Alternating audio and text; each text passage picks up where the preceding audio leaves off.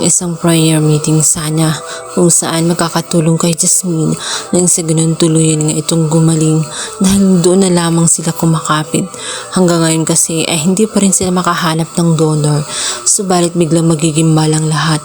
Ngayon makikita nila ang galit nga nitong si Marge. Nabulabog nga ang lahat nang biglang mag-iskandalo nga itong si Marge. At ngayon ay malinaw na kung saan ang galing ang galit ka nitong si Marge dahil sa isang napakalaking lihim na natuklasan niya dahil din sa tulong ni itong si Yoli. Isang paternity test ang pinakita niya sa kanyang inang si Madam Regina. At ito ngayon nagulantang siya matapos matuklasan na si Ashley pala ay anak ni Paolo at ni Thea. Isang malaking kahihiyan na noon pinagtatakpan ni Greg at pilit inaayos para lamang hindi sumingaw at manatiling malinis ang imahe nga ni Paolo. Ngunit sa pagkakataong yun ay hindi na nila malilihim pa at hindi na talaga mapipigilan ang pagkalat ng katotohanan. Kaya naman walang magawa itong si Paolo. Gustuhin man niyang tulungan itong si Thea, hindi niya mahaharangan ang malaking galit nga ni Marge sapagkat inilabas niya ang lahat ng kanyang lakas para lamang masaktan itong si Thea. Naroon na nga kinigod ito sa may pagkain kung saan nagmumukha na nga siyang gulaman sa nangyari sa kanya. Hindi pa nakontento itong si Marge at talagang kinaladkad pa niya itong si Thea na halos mahubaran na nga siya.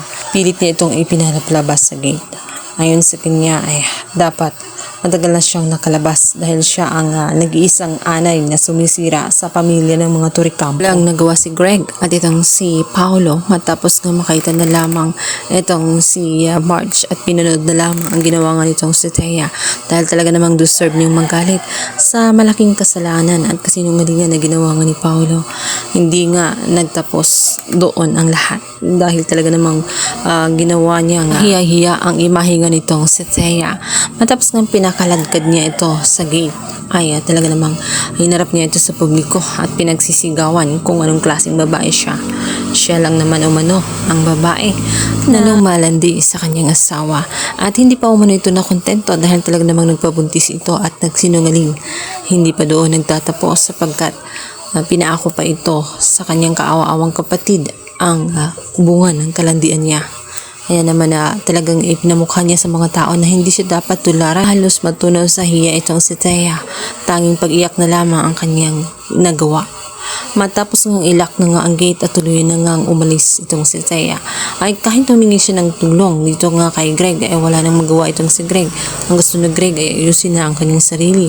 Maging itong si Madam Regina na akala niya noon ay kakampi niya, hindi.